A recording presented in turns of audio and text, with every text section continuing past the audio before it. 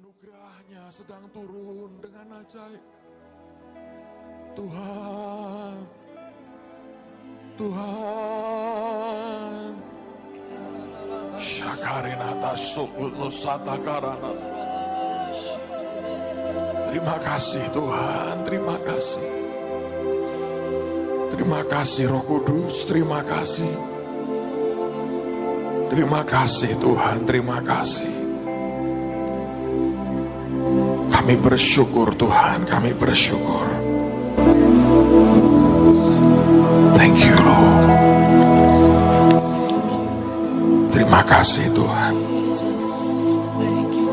Terima kasih Tuhan. Terima kasih Tuhan. Terima kasih Tuhan. Terima kasih Tuhan. Terima kasih Tuhan. Terima kasih Roh Kudus. Terima kasih Tuhan.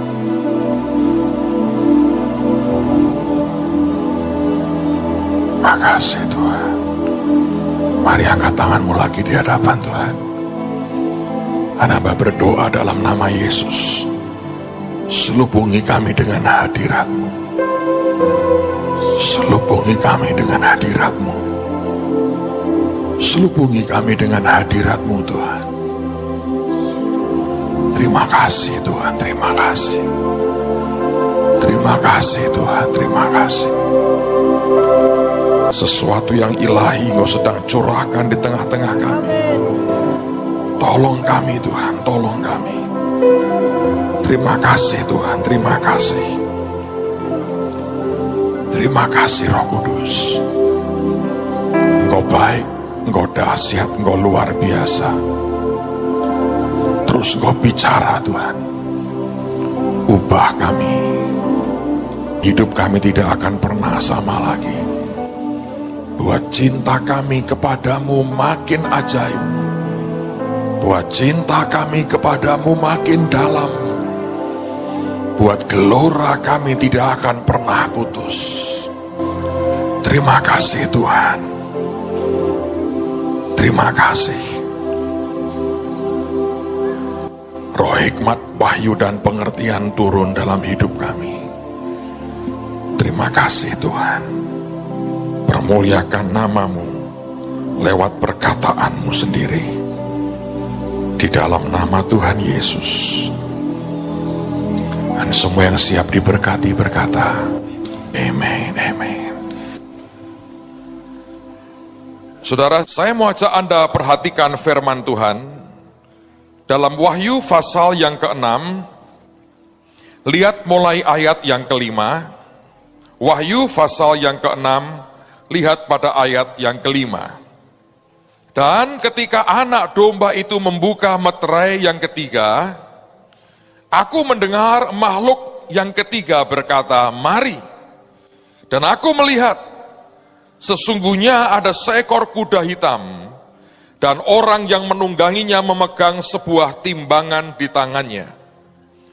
Dan aku mendengar seperti ada suara di tengah-tengah keempat makhluk itu berkata, secupak gandum sedinar dan 3 cupak jelai sedinar. Tetapi, perhatikan, janganlah rusakkan minyak dan anggur itu. Setiap kali Tuhan memberikan peringatan kepada kita, maka keajaiban dan kasih-Nya di dalam peringatan itu sebenarnya Tuhan juga memberikan jalan keluar kepada anak-anak-Nya. Ada roh yang Alkitab berkata digambarkan seperti atau sebagai kuda hitam dan ada penunggangnya. Dan semua orang hamba-hamba Tuhan mengerti ini merupakan sebuah ancaman terhadap kehancuran ekonomi dan ancaman terhadap kelaparan yang akan melanda seluruh dunia. Saya bersyukur hari-hari ini ada banyak anak-anak Tuhan mulai diberi beban oleh Tuhan yang sangat spesifik. Masuk dalam areal pertanian untuk memberikan sebuah kontribusi sebagai bagian dari upaya peperangan rohani kita untuk mengalahkan akan roh ini. Istilah yang dipakai secupak gandum sedinar, para ahli mengatakan itu berarti harga pangan akan naik 10 sampai 12 kali lipat. Dan artinya apa? Artinya orang kerja 1 hari hanya bisa untuk makan 1 hari itu. Ada orang yang mengatakan begini, oh ya kan lumayan Pak, kita bisa makan, pokoknya kita kerja sehari, kita bisa makan untuk hari itu. Ya, Anda bisa makan. Tapi artinya engkau tidak bisa bayar listrik, Anda tidak akan punya dan bisa menggunakan HP-mu lagi, teleponmu tidak akan terbayar karena hanya bisa untuk makan, mobil saudara akan mogok semua karena nggak bisa beli bensin, kebutuhan-kebutuhan lain semua tidak bisa Anda dapatkan.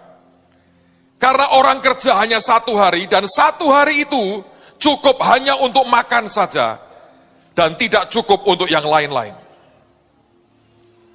Saudara, kalau Anda memperhatikan gejala di seluruh dunia, seharusnya kita mengerti bahwa ini sudah terjadi di berbagai belahan di dunia ini. Kelaparan bisa begitu mengerikan, dan makin tahun makin banyak negara yang menderita akan bencana kelaparan seperti ini. Sekarang orang mulai sadar bahwa alam sudah semakin tidak bisa diprediksi lagi. Mendadak Gunung Kelut meletus. Antara pemerintah memberikan warning dengan letusannya terlalu singkat. Lihat kalau Anda ke Eropa, saya dengar di beberapa negara di Eropa, sungai-sungainya membeku. Saya baru pulang dari Amerika, tiba di New York, disambut dengan siraman hujan salju. Orang berkata, wah asik ya Pak ya lihat salju, lihatnya asik. Tapi kalau Anda tinggal di negara dengan salju seperti itu, mengerikan. Tapi saya mau berkata, ini kenyataan dengan cuaca begini kacau, semua orang gagal panen. Apa yang akan terjadi sebenarnya? Tuhan memberikan warning kepada kita akan yang namanya bencana kelaparan. Nah sekarang kan pertanyaannya buat kita yang paling simpel begini, bagaimana Pak ngatasinya? Saudara, saya tadi mendoakan lagi ibadah hari ini. Dan Tuhan berkata, nak berikan jalan keluarnya. Supaya mereka tahu apa yang harus terjadi. Saudara, sungguh-sungguh saya ingin ya, yang pertama hidupmu itu siapin buat kedatangan Tuhan yang kedua kali. Kalau perlu ya, saya mendorong saudara, mulai berdoa ngomong gini, Tuhan, kalau engkau datang, angkat aku. Kemarin saya memimpin upacara penutupan peti jenazah di Solo. Pak Yuwono, usia 84 tahun dipanggil pulang. Beliau ini yang sejak lebih dari 20 tahun lalu, khotbah saya diketik sama dia. Kemudian disebar kemana-mana, jadi berkat yang luar biasa. Dia kerjakan dalam 20 tahun terakhir dari hidupnya. Anak-anaknya berkata, sejak papa ngetik khotbah bapak itu, sudah gak kepingin apa-apa lagi. Karena seringkali di kamar ketika dia ngetik, dia dengerin tape-nya, dulu kan masih bentuk kaset itu. Berkali-kali dijamah Tuhan, nangis, hadirat Tuhan begitu kuat. Itu yang dia hidupi dalam 20 tahun terakhir dari hidupnya. Yang menarik saudara sekalian, beliau itu meninggalkan surat wasiat yang dia minta kepada anaknya, tolong dibacakan pada waktu aku akan tutup peti pada jenazahku. Dan dia buat menurut saya sekitar 3 atau 4 lembar surat terbuka untuk anak-anak dan rekan-rekan sepelayanannya. Salah satu yang beliau katakan begini, dia mengatakan begini, nanti di akhir zaman ketika Tuhan datang, banyak orang akan berseru Tuhan, Tuhan. Sudah ngusir setan, sudah mendoakan orang, sudah ini, sudah itu. Aku sudah kerjakan semua dalam namamu. Dan kemudian dia mengutip satu ayat yang berkata, tapi pada hari itu, Yesus berkata, aku akan berterus terang kepadamu, bahwa aku tidak mengenal engkau. Dan beliau dalam suratnya mengatakan begini, gawatnya, itu berarti selama ini, Tuhan tidak terus terang dengan kita. Karena mungkin kalau Tuhan terus terang dengan kita, tidak ada orang yang sanggup untuk ikut Dia. Saya cukup kaget dengan statement yang dia sampaikan. Dan saya mau berkata buat saudara, itu betul. Tuhan mengatakan, sekarang aku akan terus terang. Tapi keterus terangan Tuhan itu sudah terlambat untuk sebuah perbaikan. Saudara, ini akhir dari akhir zaman. Saya yakin, saya percaya, tidak kebetulan Tuhan izinkan saya masuk sampai ke Capitol Hill. Salah seorang sekretaris dari senator itu anak Tuhan.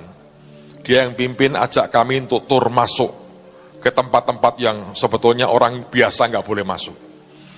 Lalu saya ngobrol dengan dia. Saya tanya dengan dia anak Tuhan. Kamu suka nggak kerja di sini? Suka. Kenapa? Ya, saya melihat akan dari dekat sekali semua pergulatan soal politik Amerika dan dunia.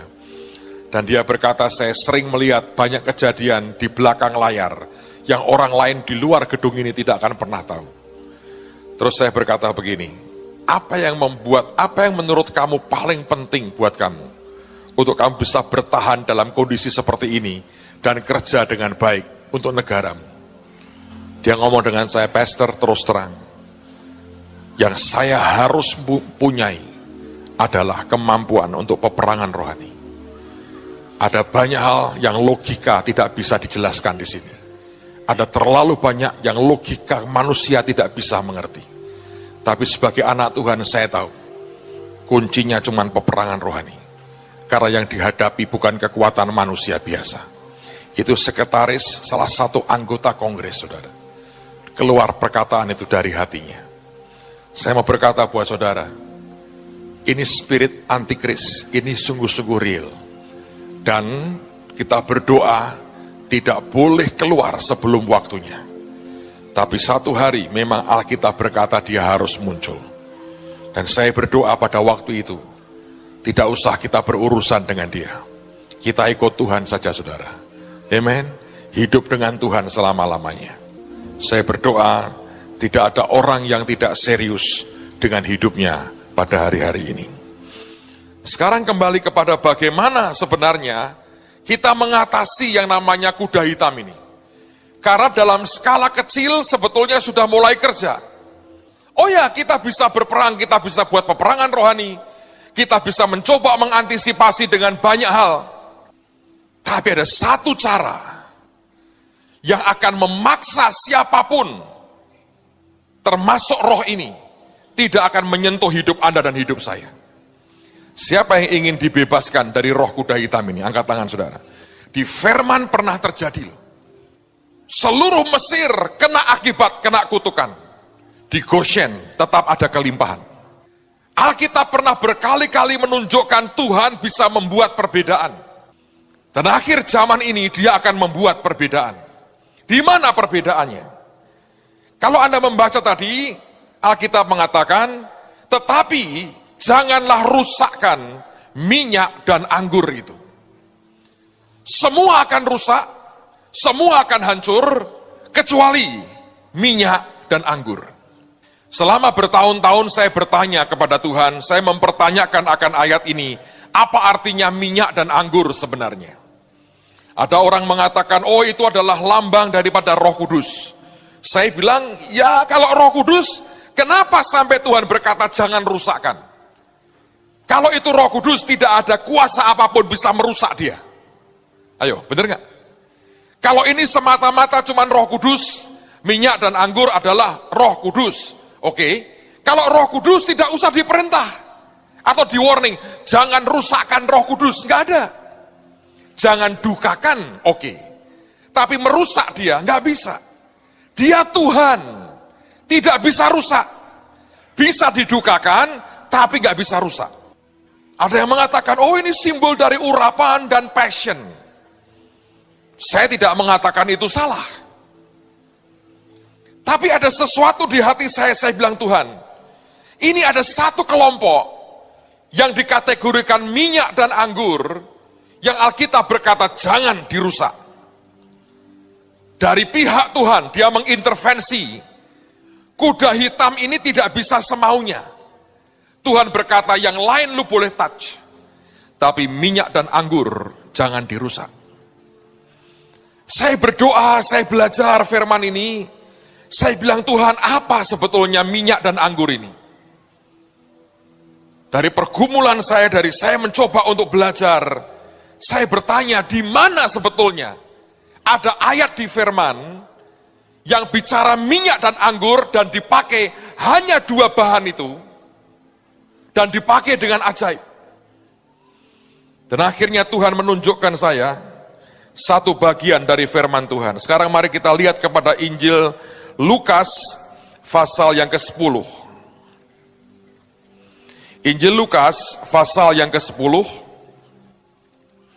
Kalau Anda sudah sampai pada pasal yang ke-10, lihat pada ayat yang ke-30 mulai. Lukas pasal 10, lihat mulai ayat yang ke-30. Jawab Yesus, adalah seorang yang turun dari Yerusalem ke Yeriko. Ia jatuh ke tangan penyamun-penyamun yang bukan saja merampoknya habis-habisan, tetapi yang juga memukulnya, dan yang sesudah itu pergi meninggalkannya setengah mati. Kebetulan ada seorang imam turun melalui jalan itu, ia melihat orang itu tetapi ia melewatinya dari seberang jalan. Demikian juga seorang Lewi datang ke tempat itu. Ketika ia melihat orang itu, ia melewatinya dari seberang jalan. Lalu datang seorang Samaria yang sedang dalam perjalanan ke tempat itu. Dan ketika ia melihat orang itu, tergeraklah hatinya oleh belas kasihan. Ia pergi kepadanya lalu membalut luka-lukanya. Sesudah ia menyiraminya, perhatikan, dengan minyak dan anggur. Kemudian ia menaikkan orang itu ke atas keledai tunggangannya sendiri, lalu membawanya ke tempat penginapan dan merawatnya. Keesokan harinya ia menyerahkan 2 dinar kepada pemilik penginapan itu, katanya, rawatlah dia. Dan jika kau belanjakan lebih dari ini, aku akan menggantinya waktu aku kembali. Dengerin saudara, saya minta Anda perhatikan sungguh-sungguh ini. Alkitab berkata ada seorang yang turun dari Yerusalem ke Yeriko. Kalau saudara melihat akan letaknya dari kota Yerusalem dan Yeriko, Yerusalem itu ada di atas dan Yeriko ada di bawahnya. Di zaman Tuhan Yesus, banyak imam yang tinggal di kota Yeriko. Karena Yerusalem terlalu penuh, sehingga mereka tinggal di kota Yeriko. Imam-imam ini kalau dia bertugas, dia akan naik ke atas. Dari Yeriko dia akan naik ke Yerusalem. Selesai tugas, dia akan pulang. Dari Yerusalem dia akan turun ke Yeriko. Nah, Alkitab mengatakan ada seorang yang sedang turun ke Yeriko. Di tengah jalan dia dirampok. Sampai hari ini, jalan lama dari Yerusalem ke Yeriko itu masih ada. Dan di zaman Yesus, jalan itu merupakan jalan yang sangat berbahaya, karena banyak perampokan dan banyak pembunuhan. Sehingga orang menyebut jalan itu the bloody way, atau jalan yang penuh dengan darah. Apa yang Tuhan ceritakan ini sesuatu yang real sekali. Tuhan tidak mengatakan itu merupakan true story, tapi setting latar belakangnya itu benar seperti itu adanya. Satu hari ada seorang yang sedang jalan dari Yerusalem ke Yeriko. Dia melewati the bloody way, jalan yang penuh dengan darah itu. Dan di sana dirampok, semua hartanya diambil, dia dipukuli, bahkan sudah sekarat, dying, hampir mati, dan dibiarkan tergeletak. Tidak lama kemudian, Alkitab berkata, kebetulan ada seorang imam yang turun dari Yerusalem ke Yeriko. Imam ini adalah orang yang sudah menyelesaikan tugasnya di Yerusalem, di Bait Allah. Dia selesai dengan semua jabatan dan pekerjaan liturginya, lalu kemudian dia turun kembali ke Yeriko, dan kemungkinan Yeriko merupakan tempat tinggalnya. Dan dia melihat orang itu tergeletak di pinggir jalan. Dia melewati dari seberang jalan, dia hanya melihat dan dilewatinya. Entah apa yang dipikirkan, yang jelas ada banyak pertimbangan. Satu, mungkin dia juga takut dirampok. Yang kedua, dia juga sadar merawat orang ini artinya harus keluar biaya.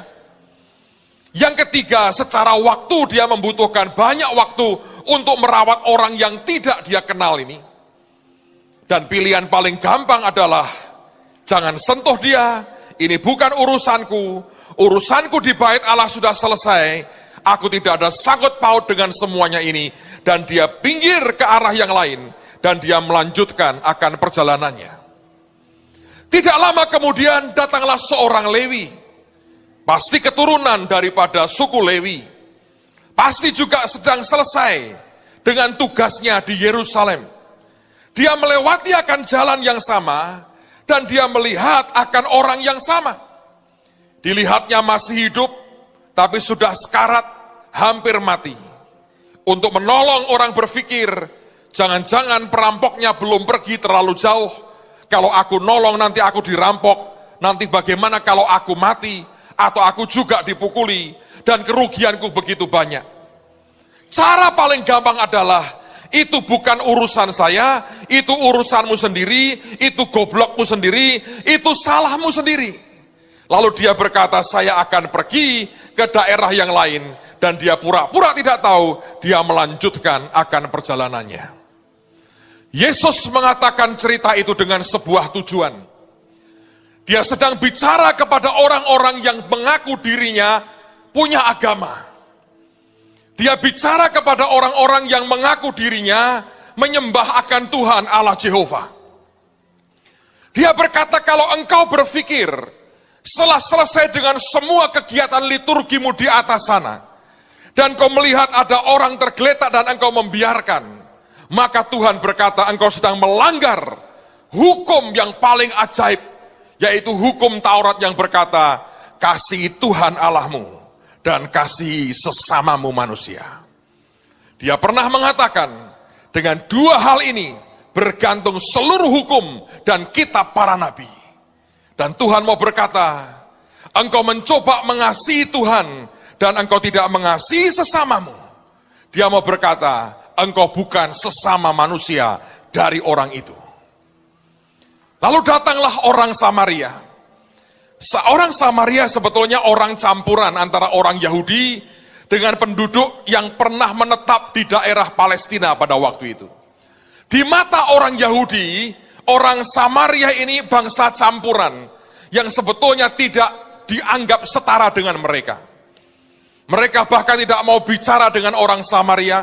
Mereka menganggap ini kelompok orang yang murtad karena nenek moyang mereka kawin campur dengan bangsa lain. Anda bisa bayangkan pandangan sinis orang Yahudi, terutama imam dan Lewi yang menganggap dirinya punya darah yang murni. Orang Samaria itu bangsa nomor 2. Ingat ketika Yesus berhenti di sumur Yakub di daerah Samaria, dan dia minta minum kepada wanita Samaria. Wanita itu bertanya, engkau orang Yahudi minta minum kepada kami, kepada aku orang Samaria? Karena nggak pernah terjadi. Buat orang Yahudi sebuah penghinaan kalau sampai bersentuhan dengan orang-orang Samaria. Tapi orang yang dianggap sesat, orang yang dianggap rendah, orang yang dipandang sebelah mata, orang kalau dia mendekatkan diri kepada orang mulai berbisik-bisik yang negatif tentang dia. Tidak ada orang-orang yang bermartabat tanda petik yang mau bergaul dengan orang Samaria. And yet orang ini yang kemudian lihat pemandangan yang sama.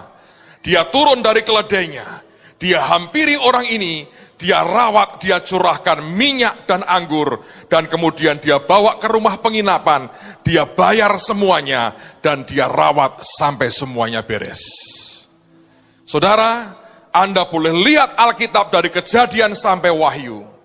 Selain Wahyu pasal 6 yang menggabungkan minyak dan anggur, sejauh yang saya mengerti, tidak ada bagian lain dalam Alkitab yang minyak dan anggur ini keluar bersamaan tanpa yang lain. Kalau digabung dengan gandum banyak, saudara. Tapi yang khusus hanya minyak dan anggur muncul lagi, hanya ada pada Lukas pasal yang ke-10, ketika orang Samaria memakainya untuk menolong orang yang tergeletak dan tidak berdaya di tepi jalan. Ketika saya berdoa, Tuhan berkata begini, nak, dunia akan mengalami goncangan. Secara ekonomi sedang terjadi. Kalau Anda lihat di Amerika, saya terus terang kaget. Makin hari saya melihat airport makin sepi. Serius. Dulu airport mereka, domestik itu seperti terminal bis, saudara. Penuh sesak orang. Sekarang semua sepi. Saya bukan ahli ekonomi. Saya tahu ekonomi sedang slow down di Amerika. Belum terjadi pemulihan seperti yang orang duga. Saya sedang melihat keruntuhan mulai terjadi. Moral sudah mulai makin hancur. Di mana-mana saya perhatikan, orang sudah goyah dengan siapa mereka berharap. Kalau Anda baca ini, nanti pada puncaknya, waktu kuda hitam ini muncul, keruntuhannya akan luar biasa. Tetapi dari mulut Tuhan berkata, jangan rusakkan minyak dan anggur. Siapa yang ingin dapat jalan keluar dari Tuhan buat masalah ini? Dengerin baik-baik. Saudara akan termasuk orang yang terlindungi dari semuanya. Kalau engkau adalah minyak dan anggur. Kalau dalam hidupmu ini ada minyak dan anggur. Yang tiap kali Anda melihat orang yang menderita, tanganmu terulur. Melihat orang yang dying, yang sekarat, engkau berhenti dan kau ulurkan tanganmu. Kalau kita hidup seperti Imam dan Lewi, Anda berpikir hanya ibadah di gereja dengan semua keajaiban hadirat Tuhan, itu sudah cukup dan segala-galanya. Engkau keluar dari gereja, lihat orang menderita di sana di sini dan engkau berkata itu urusan mereka. Artinya minyak dan anggur tidak ada dalam hidupmu. Justru saya mau berkata buat saudara, akhir zaman ini Tuhan ingin dari gerejanya keluar minyak dan anggur. Dan gereja menjadi minyak dan anggur. Setiap kali ada orang yang menderita, anak-anak Tuhan di baris terdepan untuk mengulurkan tangan dan menyembuhkan akan luka yang ada. Saudara, saya tiba di New York, dijemput oleh beberapa saudara, anak-anak Tuhan, orang Indonesia. Dan kalimat pertama yang keluar dari mulut mereka, mereka berkata begini, Pak, saya sudah baca Pak, apa yang gereja dan terang bangsa buat dalam sekian minggu terakhir. Banjir kan Pak di mana-mana. Saya lihat fotonya, saya lihat bagaimana makanan didistribusikan. Saya kaget. Anak bapak yang kerja juga dengan timnya masuk Pak. Saya baca beritanya. Tapi apa yang dibuat itu? Nolong orang. Saya sampai di Washington DC. Saya hanya 3 malam di Washington DC. Dalam 3 malam saya ketemu dengan cukup banyak orang. Saya bicara dengan cukup banyak orang. Saya menyimpulkan dengan apa yang saya lihat, dengan apa yang saya dengar. Saudara, bahwa kelompok-kelompok yang orang berkata ini ada sebuah teori konspirasi untuk menguasai dunia. Kalau saya dengar, saya lihat apa yang saya lihat, yang saya alami, saya berani berkata itu bukan cuma sekedar teori. Menurut saya memang betul ada kelompok yang ingin menguasai dunia secara keseluruhan. Dan kelompok ini sebetulnya hanya ingin kuasai satu hal. Pertama-tama dia mau kuasai semua keuangan dunia. Dan ujungnya semua akan dibawa nyembah kepada setan. Ini menurut saya ya, kita hidup benar-benar dalam zaman yang sangat serius. Tapi saya mau berkata bahwa saudara itu real sekali. Dan mereka sebetulnya ingin menggabungkan semua agama. Jadi sekarang ini mulai diarahkan begini. Agama itu menciptakan masalah. Agama itu menciptakan konflik. Agama itu menciptakan pertumpahan darah. Agama membawa perpecahan. Agama itu hanya bikin ribut. Jadi harusnya bagaimana? Harusnya semua itu digabunglah. Kita ngomong saja tentang nilai universal, yaitu human rights, hak asasi manusia, saling menghormati, saling menghargai. Itu semua agama akan setuju. Kita ambil yang setuju saja, supaya tidak menimbulkan persoalan dan konflik. Lahirlah akan kelompok-kelompok, dan kalau Anda melihat, semua simbol agama di dunia ini dimasukkan.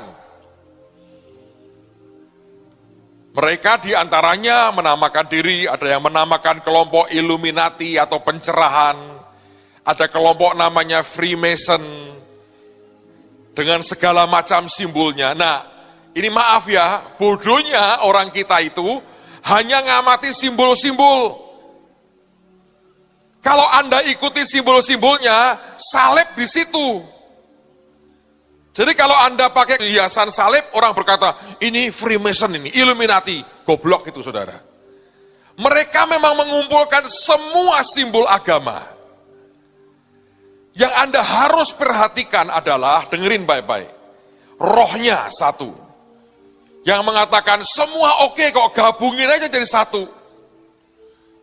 Itu akan membawa tidak ada yang namanya benar atau tidak benar. Itu akan membuat perkataan Tuhan yang mengatakan, akulah jalan, kebenaran, dan hidup. Tak seorang pun sampai kepada Bapa kecuali melalui aku. Itu tiba-tiba akan hilang.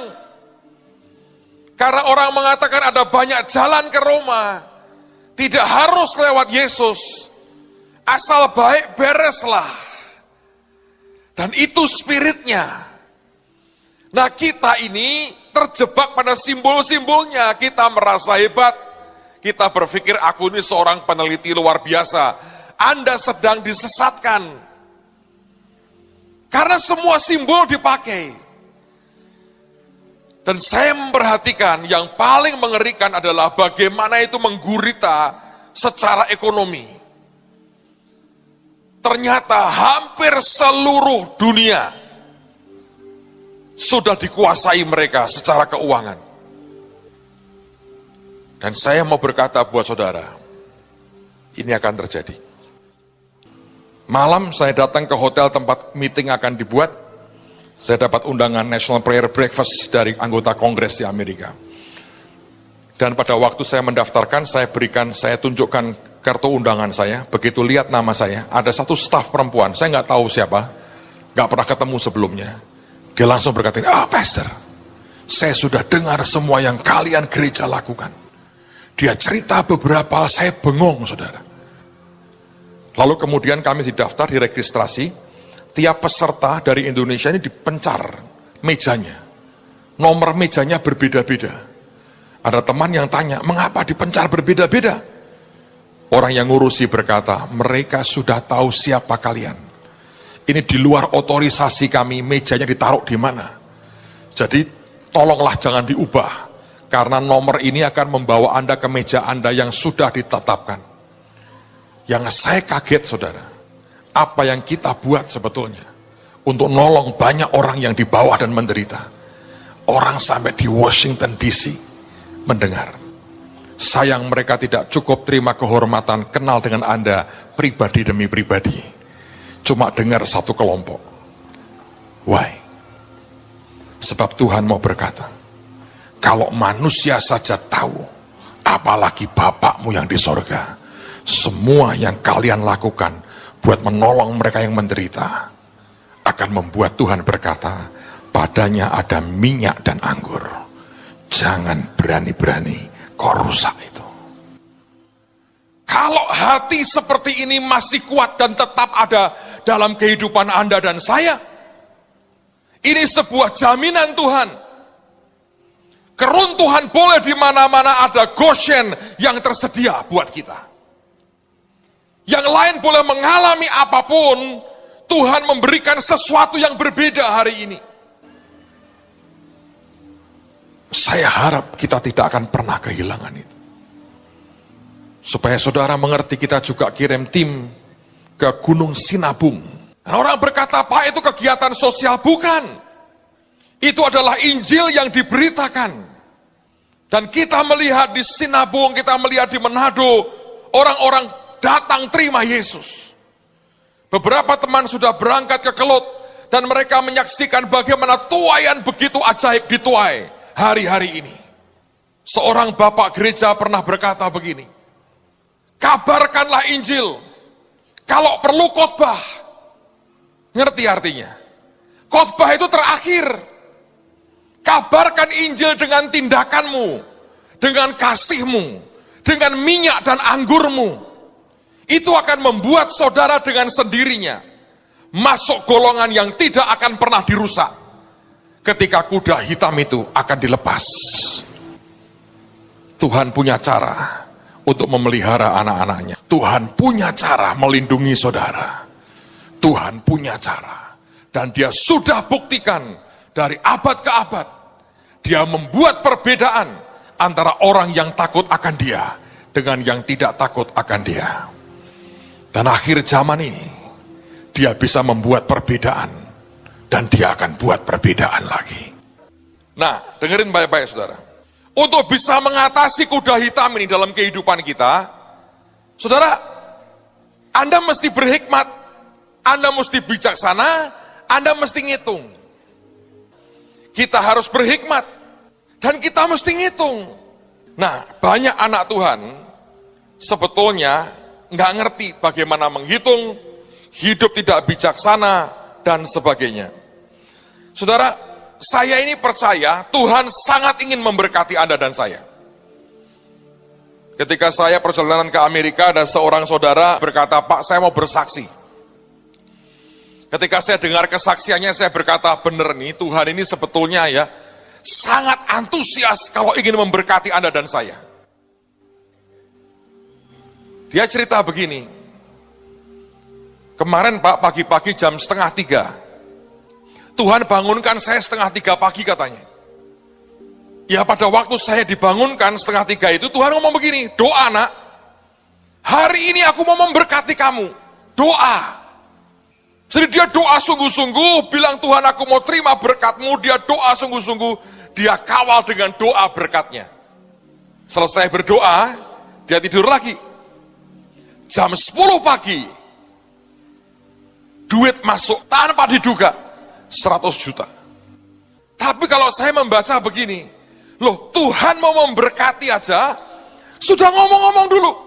Nanti ya kamu tak berkati ya, ayo doa, jangan sampai hilang loh, jangan sampai hilang. Ngerti nggak saudara? Tuhan ingin Anda semua diberkati. Tapi masalahnya orang dunia ini seringkali lebih cerdik dari kita. Saya ngalami sebuah pengalaman di Jepang, sebetulnya beberapa pengalaman. Saya mau cerita satu aja. Saya bilang dengan teman-teman saya, aku pengen cari card holder. Apa itu? Tempat kartu nama itu loh. Cari ini kok mahal ya, cuma gitu kok mahal. Muter. Satu hari kami masuk ke satu kali kami masuk ke toko saudara. Saya masuk toko, lalu kemudian saya lihat, wah ini rodok keren nih. Sedikit menggunakan teknologi. Warnanya saya suka, warnanya biru. Menurut saya baguslah yang saya pegang ini. Lalu saya bilang, berapa ini harganya? Menurut saya, di toko itu, dari semua barang yang dia jual, card holder ini, tempat kartu nama ini, menurut saya yang paling murah harganya. Dibandingkan dompet, tas, jas, dasi, apapun yang mereka punya, menurut saya ini merupakan barang yang paling murah. Saya mau tunjukkan kepada saudara. Nih ya, orang dunia itu hebat sekali. Karena anak Tuhan harus belajar dalam beberapa hal, tidak semua. Sudah saya beli kan barang ini, saya beli, kami bayar nih. Bayarkan saudara. Nah setelah bayarkan, itu barang dia masukkan di box, dimasukkan di tas tenteng kecil. Setelah saya bayar, saya diberikan tanda terimanya, ya saya mau ambil dong barangnya. Uang itu kan sudah dibayar. Nggak boleh. Dia tanya begini, apakah mau belanja yang lain? Oh, saya bilang tidak. Mari saya antar sampai ke depan. Jadi dia bawain tas kecil itu, dibawain saudara. Saya di sampingnya dengan teman-teman yang pergi dengan saya itu. Kemudian sampai di depan pintu. Sampai keluar. Setelah keluar, ini orang Jepang ini. Pria, pakai jas, agak kurus. Dengan dua tangan dia serahkan tas kecilnya. Saya terima, terus dia bungkuk begini, saudara. Tak pikir ya, saya menyapa ya ikut bungkuk begini toh. Saya naik, masih begini dia. Sampai ini gini saudara, ini kan di depan itu ada eskalator, tangga, ban, berjalan, turun itu. Jadi kami turun toh. Ya tidak pakai tangga kan turunnya kan, gitu kan turun kan saudara. Jadi waktu saya turun, dia masih begini. Sampai teman-teman jabil-jabilan, bahasa Jawa ini, delok. Sampai kami nengok-nengok begini saudara, sampai kami turun ke bawah, dia masih begini. Sampai kami begini-begini, belum bergerak, dia masih begini. Kalau di Semarang ada orang beli barang paling murah yang Anda jual, nyoh bayar karepmu. Mental karepmu itu loh saudara. Wah saya terkesan nih. Pak, kalau Bapak ke Osaka, apakah Bapak akan mampir lagi? Kalau masih ingat itu tokonya apa, saya mampir mungkin. Hanya karena kepengen ketemu sama orang ini, saudara. Lalu di Amerika, di Washington DC, saya ketemu sama satu orang Jepang tua sekali. Lulusan Amerika, bahasa Inggrisnya bagus. Saya tak kantongin dulu ininya. Bahasa Inggrisnya bagus. Dan saya ngobrol dengan dia, saya tanya, Jepang sekarang bagaimana?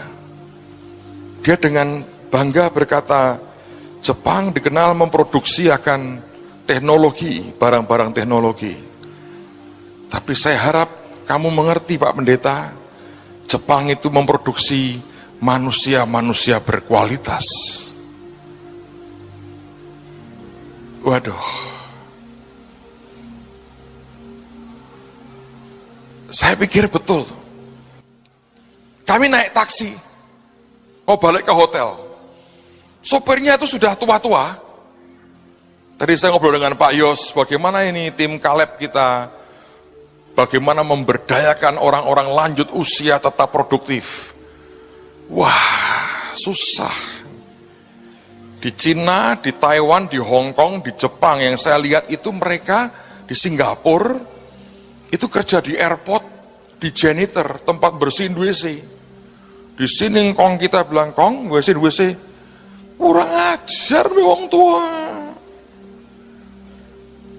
Penghinaan, di sana kerja. Di Jepang sopir taksi tua-tua. Satu hari dia pakai GPS tuh. Ya mungkin kan satu hari itu saudara. Salah belok. Sadar salah, dia berhenti. Begini, kita ngomong Jepang, ya kita menerjemahkan, yopo karpe. Akhirnya kita ngerti, oh salah belok, itu argonya mau dipos loh. Supaya kamu jangan bayar lebih mahal mau dipos. Kita yang sungkan, wis ra usah kong, ra usah mboten. Kalau kita saudara, argonya kuda, kotak. Tidak kesasar pun pura-pura nyasar. Yang satu kalau orang sudah selesai dilayani, pengen balik. Yang satu lagi tidak pengen balik karena kapok. Nah, ini kan sebetulnya yang Alkitab berkata, memang kita suruh ngitung bilangan itu. Tapi butuh hikmat, butuh bijaksana, butuh ngitung. Ini cara yang Tuhan sebelum berkata, manusia nak punya ini dibandingkan makhluk lain. Saya berharap kita jadi orang yang bijak. Dan tahun-tahun ini, please, belajar banyak firman. Saudara akan jadi orang yang sangat bijak. Karena firman itu luar biasa. Dari mana Pak? Tak ajari nih, cara mikirnya. Alkitab berkata, fungsi Roh Kudus, kata Tuhan Yesus, mengingatkan kamu akan apa yang pernah aku katakan kepadamu. Yang Tuhan katakan itu kan firman. Kalau Anda dengar, masuk, itu masuk di otak kita. Roh Kudus memutar itu balik, mengingatkan kita.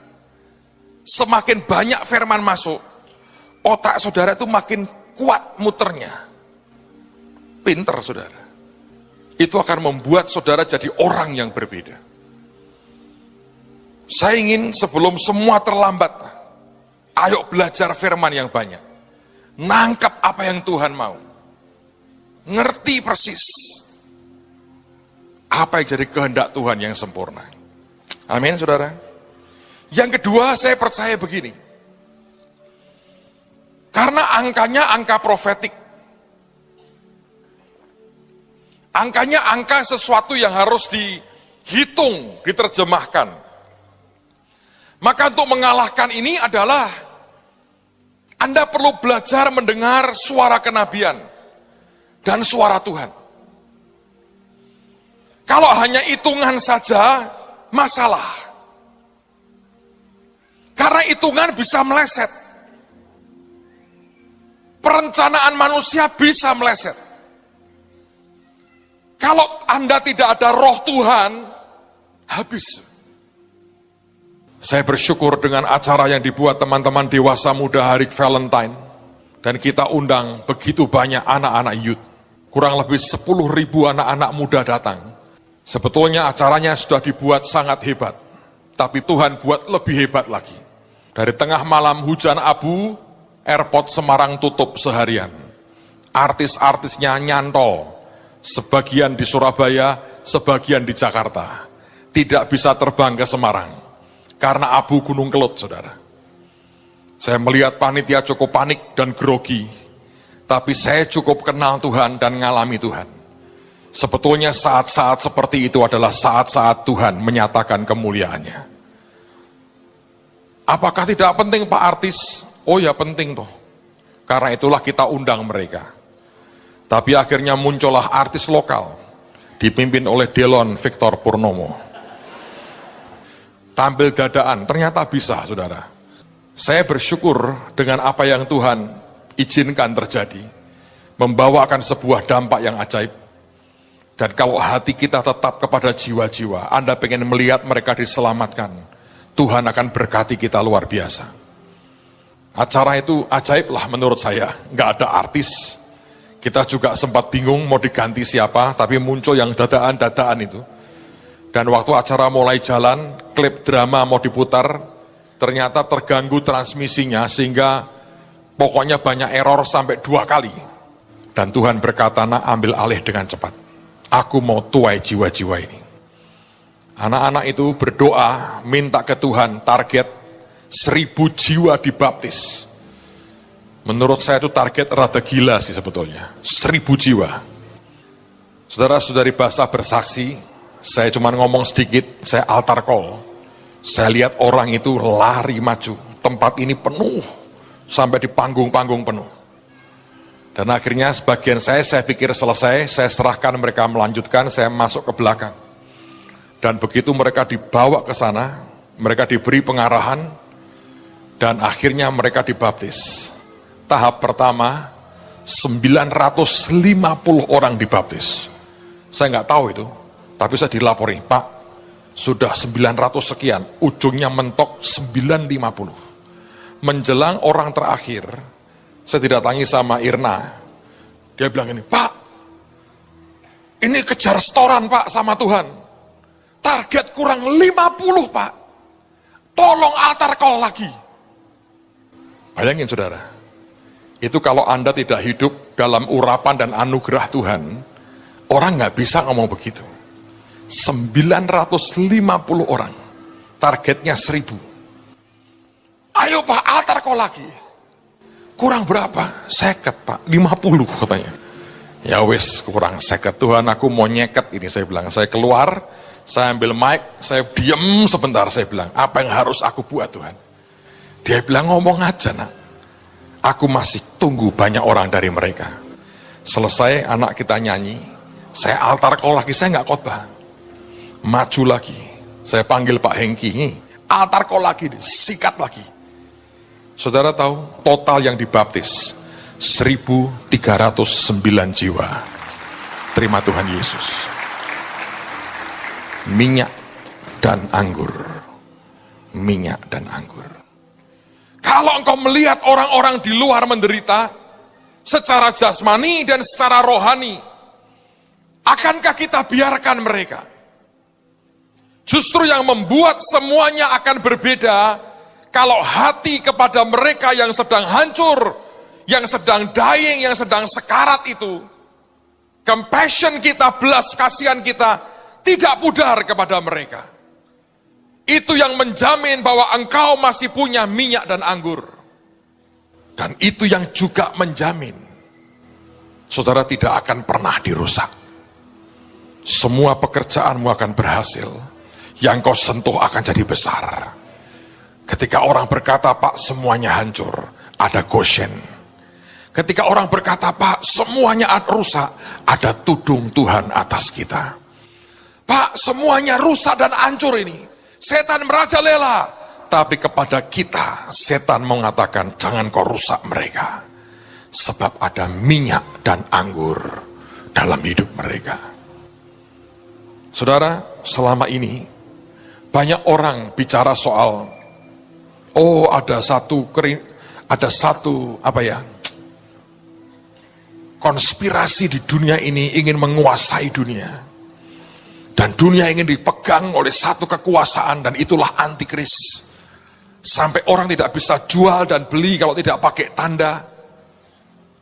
Saya orang yang tadinya meragukan itu, apakah itu betul. Tapi 3 malam saya di Washington DC. Dari saya bicara dengan satu orang kepada orang lain. Dari apa yang saya dengar dari orang ngomong dan apa yang mereka cerita. Menurut saya, saudara, itu benar. Dan makin hari sudah makin gamblang. Di dunia ini ada sebuah permainan politik tingkat tinggi yang kita rakyat biasa tidak pernah tahu. Tapi ada orang-orang sedang memainkan sesuatu di atas. Dan tujuannya ingin menyatukan dunia di bawah kendali setan. Tapi ingat, ada gerejanya dan ada Roh Kudusnya. Dan sampai nanti itu diangkat, baru akan diizinkan terjadi. Saya berdoa, selama kesempatan masih Tuhan berikan buat kita, selama Tuhan masih memberikan kesempatan buat kita untuk bergerak, saya berkata jangan berhenti, saudara. Selama engkau masih bisa mengulurkan tanganmu, menolong siapapun yang bisa engkau tolong, ulurkan tangan, saudara. Selama minyak dan anggur ini masih bisa berarti dan berfungsi untuk banyak orang, kerjakan dengan segenap hati. Saya lagi berdoa pengen bangun satu gudang yang bersih dan gudang yang kering. Sehingga kalau ada persembahan, sumbangan apapun, baik makanan ataupun bukan makanan, kita bisa simpan dengan rapi. Dan anytime, sewaktu-waktu dibutuhkan, kita punya pasukan yang bergerak dengan sangat cepat. Itu akan menjamin, saudara, minyak dan anggur hidup kita akan terus dialirkan dengan cara Tuhan yang luar biasa. Tadi pagi Pak Audi cerita dengan saya. Tuhan gerakkan hatinya lewatin arteri di sini. Dia ketemu dengan satu orang tukang becak. Tukang becak ini menurut saya setengah gelandangan.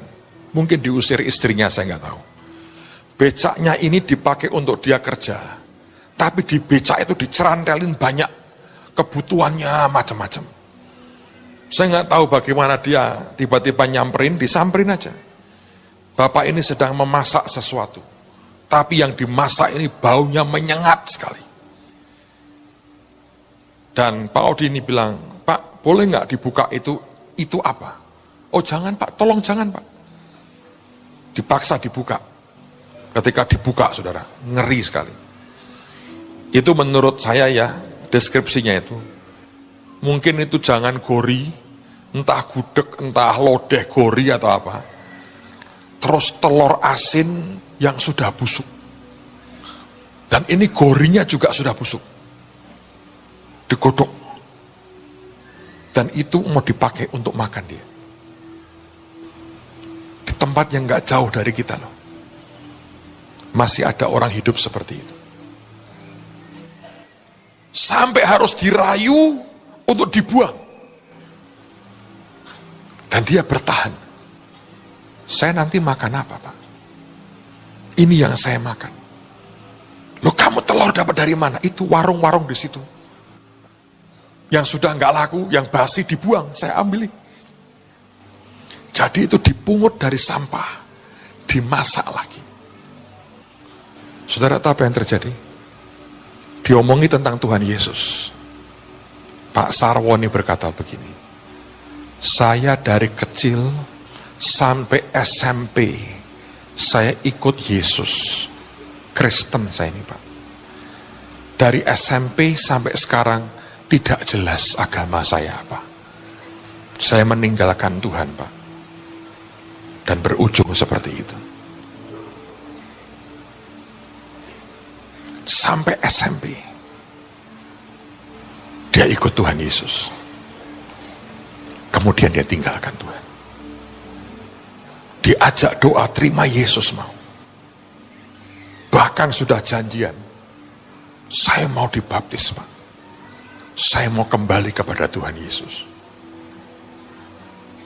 Modalnya nasi bungkus 2. Ini buat makan Anda siang ini, yang ini buat makan malam. Tolong buang itu, makanan basi.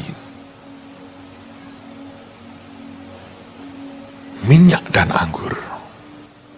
Sampai hari ini masih powerful. Orang-orang yang tidak berdaya, dengan sentuhan kasih sedikit saja, hati berbalik ke Tuhan. Bisakah Anda bayangkan hati Bapak bersuka cita?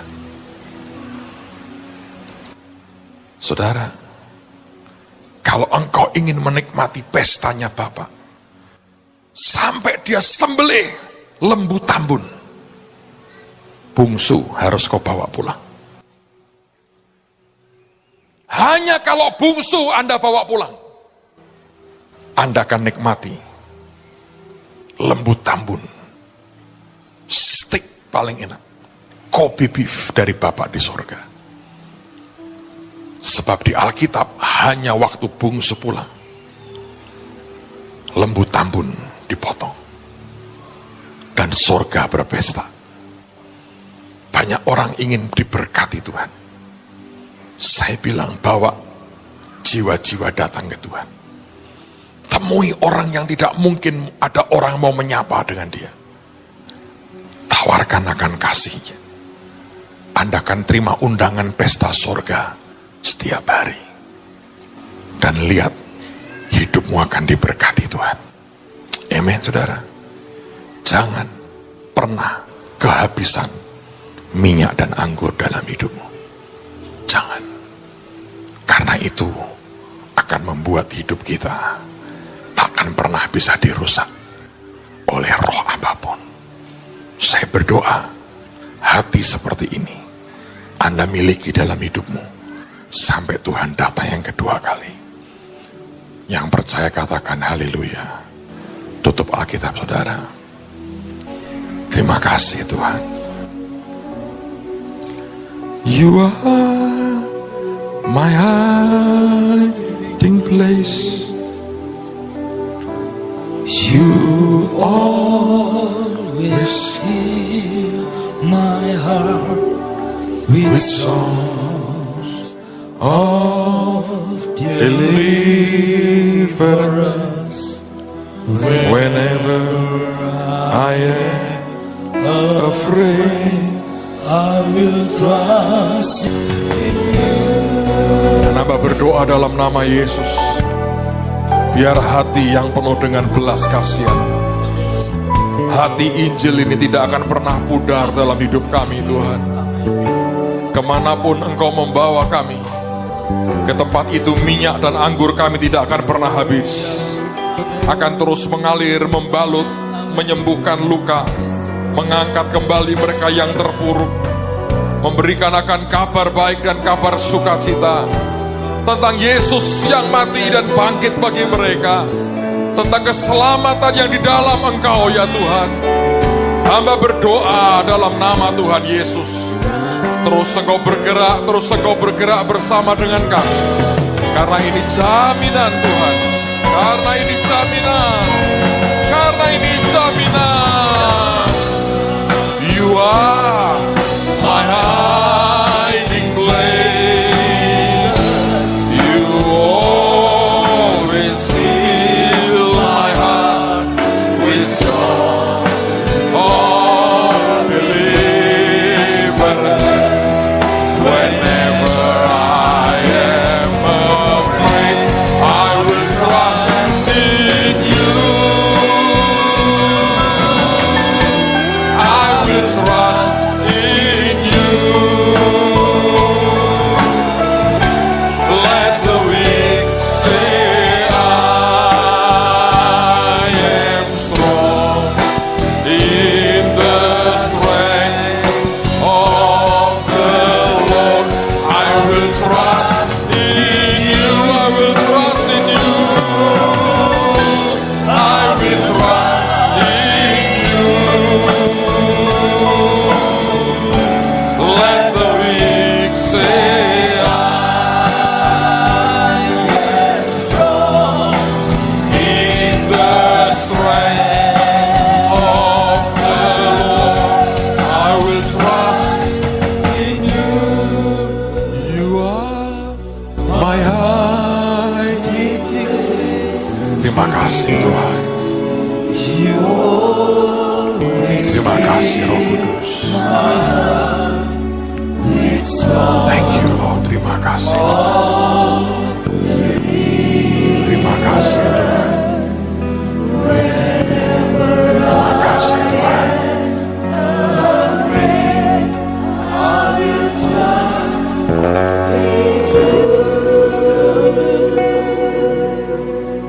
Saudara, ada janda di Sarfat